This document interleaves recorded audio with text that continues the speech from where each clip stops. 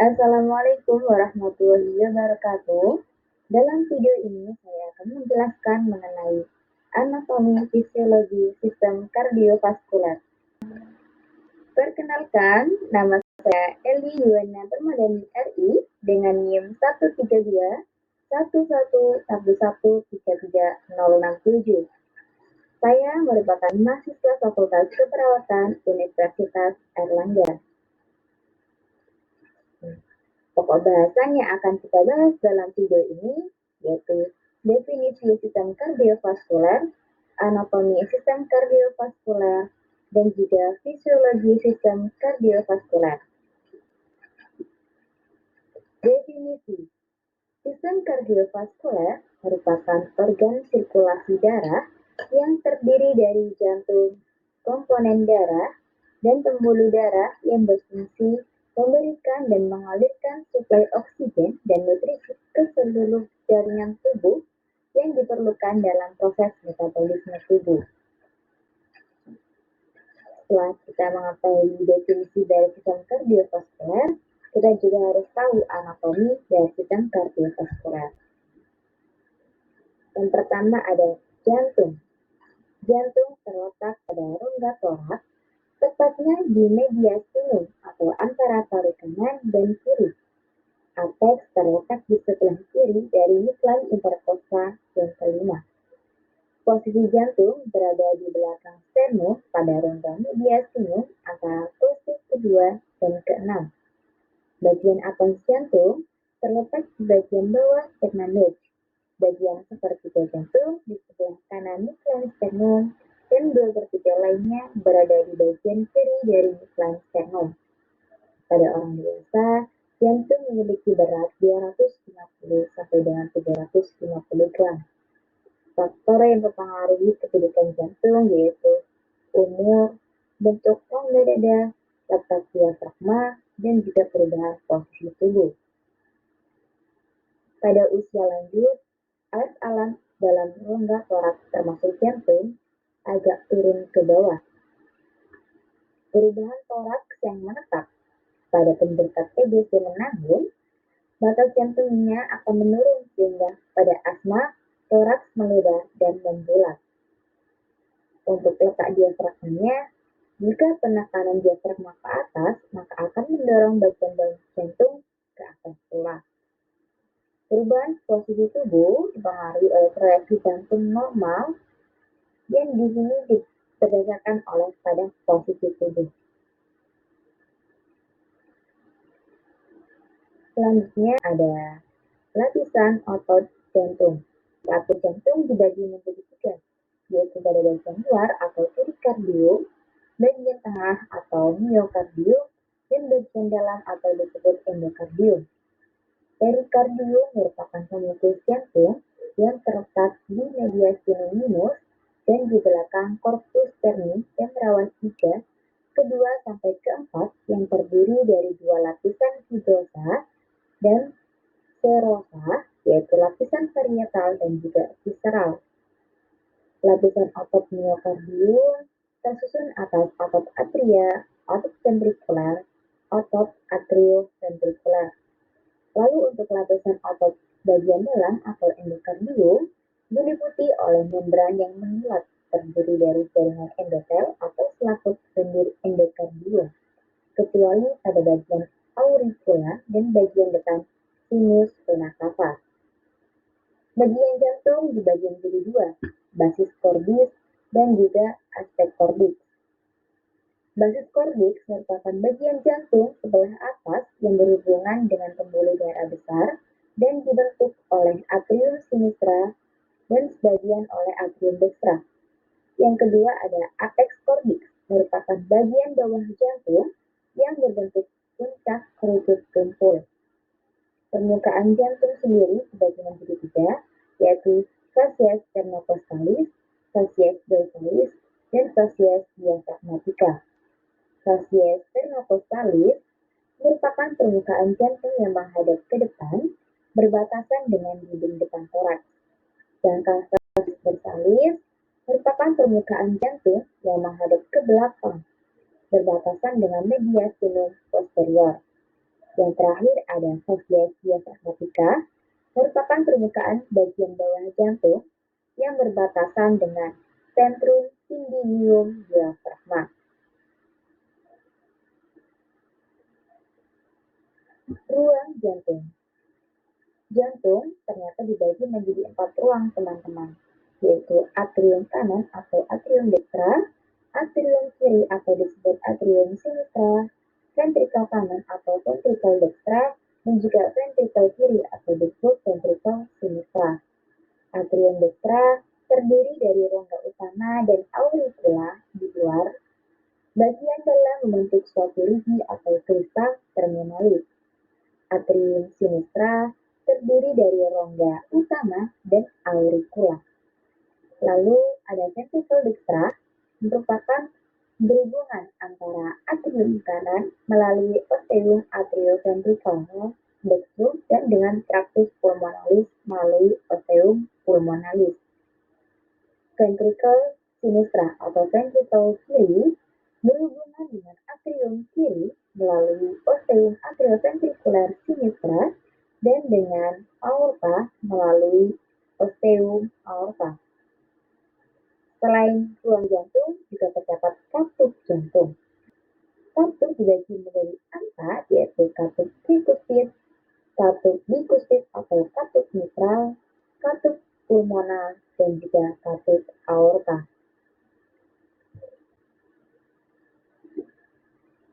Di dalam jantung juga terdapat pembuluh darah yang berperan dalam jantung itu sendiri, yaitu ada arteri koronaria dan vena koronaria. Arteri koronaria merupakan cabang pertama dari aorta yang mengalirkan darah ke epikardium dan miokardium. Arteri koroner dibagi menjadi 2, yaitu arteri koroner kanan dan juga arteri koroner kiri. Arteri koroner kanan menyuplai area ventrikel kanan, bagian inferior dan posterior. Lalu untuk arteri koroner kiri dibagi menjadi 2, yaitu koroner LCX atau circumflex dan juga arteri LAD atau left anterior descending. Koroner LCX atau circumflex menyuplai area lateral, posterior dan juga inferior. Lalu arteri LAD atau left anterior descending menyuplai area anterior septal dan juga apikal. Yang kedua ada pembuluh darah vena coronaria atau vena kardiak. Pembuluh darah vena yang bermuara ke sinus coronarius, kecuali pada vena-vena anterior jantung yang mengalirkan ke atrium kanan. Selain jantung, organ yang berfungsi pada sistem kardiovaskular yaitu pembuluh darah. Pembuluh darah di sini ada 3, arteri, vena, dan juga kapiler. Arteri memiliki dinding yang terdiri dari lapisan luar, lapisan tengah, dan juga lapisan dalam. Lapisan luar disebut dengan tunica adventitia, mengandung jaringan ikat fibrosa yang berwarna putih. Sedangkan lapisan tengah disebut tunica media, merupakan lapisan tebal dan terdiri dari jaringan ikat elastis dan jaringan autopolos. Yang terakhir ada lapisan dalam atau tunica intima, terdiri dari sel epitel putih yang berdekatan dan berhubungan langsung dengan endotelium. Setelah itu ada pembuluh darah vena. Vena memiliki tekanan yang lebih lemah, sekitar 20-30 mm Hg. Ototnya lebih tipis dan memiliki katup dan berbentuk seperti pagar. Vena terdiri dari vena cava superior, vena cava inferior, dan juga vena cava pulmonalis. Ada pembuluh darah kapiler. Pembuluh darah kapiler merupakan pembuluh darah yang tipis, berdiameter 5-20 mikrometer. Dinding kapiler juga tersusun atas satu lapisan sel endotelium. Selain pembuluh darah, ada pembuluh limfa. Pembuluh limfa merupakan jalan tambahan tempat cairan dapat mengalir dari ruang interstisial ke dalam darah. Pembuluh limfa merupakan pembuluh yang lebih besar dibanding oleh berikutnya kapiler limfatik. Pembuluh limfatik transparan mempunyai katup sehingga terlihat seperti manik-manik. Aliran cairan limfe menuju ke satu arah, yaitu vena subclavian, teman-teman. Untuk gambar sistem pembuluh limfenya ada di sebelah kiri ya. Nah, setelah kita mengetahui anatomi dari sistem kardiovaskuler, kita juga harus tahu nih, apa sih fisiologi sistem kardiovaskuler? Fisiologi sistem kardiovaskuler ada dua, yaitu hemodinamika dan juga elektrofisiologi. Hemodinamika merupakan perubahan tekanan osmotik dan hidrostatik yang dapat mempengaruhi tekanan darah. Dalam mengatur tekanan darah, sistem hemodinamik diperankan oleh adanya perubahan tekanan osmotik dan hidrostatik baik intravaskuler maupun ekstravaskuler. Peran utama oleh kadar natrium yang secara langsung mempengaruhi nilai osmotik cairan sehingga mempengaruhi proses sekresi aldosteron dan juga hormon antidiuretik. Yang kedua ada proses elektrofisiologi. Elektrofisiologi adalah aktivitas listrik jantung yang merupakan akibat dari perubahan membran sel yang memungkinkan pergerakan ion-ion melalui membran tersebut. Dalam keadaan istirahat, sel-sel otot jantung mempunyai muatan positif di bagian luar sel dan muatan negatif di bagian dalam sel. Aksi potensial merupakan serangkaian proses oleh rangkaian listrik, kimia, mekanik, dan termis yang terdiri dari fase istirahat, depolarisasi, polarisasi tersial, plato, dan repolarisasi. Dalam sistem kardiovaskuler juga terjadi dua sirkulasi, yaitu sirkulasi sistemik dan sirkulasi pulmonal. Sirkulasi sistemik yaitu pergerakan aliran darah dari jantung menuju ke seluruh tubuh untuk memasuk oksigen dan nutrisi pada jaringan tubuh dan membawa darah yang kurang mengandung oksigen kembali menuju jantung. Alur sirkulasi sistemik ini berasal dari atrium kiri menuju vena pulmonalis melalui katup mitral menuju ke ventrikel kiri, melalui katup aorta menuju ke pembuluh darah aorta dan menuju ke seluruh tubuh. Yang kedua ada sirkulasi pulmonal, merupakan pergerakan darah dari jantung ke paru-paru untuk oksigenasi, kemudian kembali ke jantung lagi. Darah yang kekurangan oksigen berasal dari sirkulasi sistemik. Alur sirkulasi pulmonal yaitu berasal dari atrium kanan menuju ke vena cava superior dan inferior, melalui katup tricuspidalis menuju ke ventrikel kanan, lalu melalui katup pulmonalis menuju ke arteri pulmonalis hingga sampai ke paru-paru.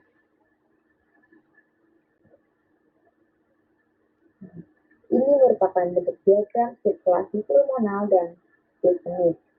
Pada gambar yang berwarna biru merupakan alur dari sirkulasi pulmonal, sedangkan pada bagian yang berwarna merah merupakan diagram dari sirkulasi sistemik.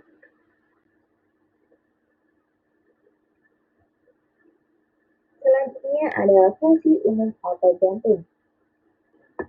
Otot jantung berfungsi sebagai pusat ritmisitas atau otomatis. Secara konvensional akan berkontraksi. Lalu yang kedua, otot jantung juga mengikuti hukum gagal atau tuntas. Ketika impuls dilepas mencapai ambang rangsang otot jantung, maka seluruh jantung akan berkontraksi secara maksimal.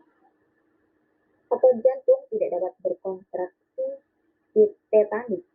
Lalu otot jantung juga memiliki kekuatan kontraksi yang dipengaruhi panjang awal otot. Ada metabolisme otot jantung. Metabolisme otot jantung merupakan metabolisme asam lemak dalam jumlah yang lebih kecil melalui proses aerobik yang membutuhkan oksigen sebagai energi untuk berkontraksi. Pengaruh ion yang berlebih pada jantung. Jika ion kalium yang berlebih pada jantung, maka akan menyebabkan jantung dilatasi, lemah, dan frekuensinya melambat. Jika ion kalsium yang berlebih pada jantung, maka akan menyebabkan jantung berkontraksi pasif. Lalu, jika ion natriumnya yang berlebihan, maka akan menekan fungsi jantung. Sistem konduksi jantung. Sistem konduksi jantung ada SA node, AV node, dan juga bundle atrioventricular. SA node merupakan tumpukan jaringan neuromuskular yang kecil berada di dalam dinding atrium kanan di ujung krista terminalis. Sedangkan AV node susunannya sama dengan SA node, berada di dalam septum atrium dekat muara sinus koronari.